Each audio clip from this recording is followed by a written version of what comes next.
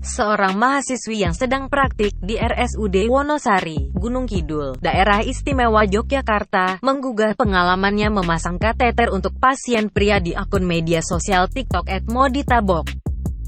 Dilansir dari kompas.com, banyak warganet yang menduga mahasiswi tersebut berasal dari Universitas Saisiah Yogyakarta.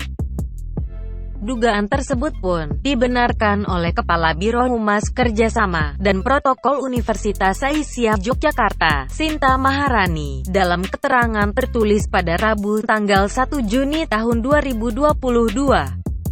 Dia mengatakan bahwa penggugah yang memiliki akun TikTok @moditabok itu merupakan mahasiswi Universitas Saisiah Yogyakarta.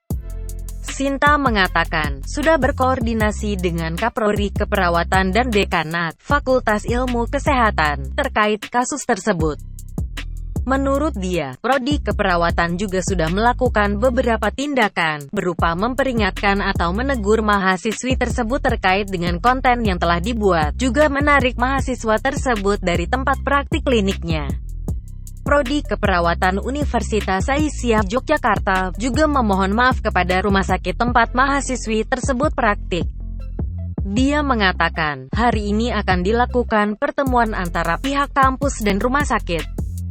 Dia juga menjelaskan bahwa sebenarnya para mahasiswa telah menjalani berbagai pembekalan berupa kompetensi keahlian maupun pembekalan aspek etik, termasuk menjaga privasi klien, keselamatan kerja, keselamatan pasien, dan mereka sudah lolos uji praklinik sebelum terjun ke lokasi praktik. Sementara itu, pemilik akun TikTok @moditabok juga telah membuat video klarifikasi terkait unggahannya.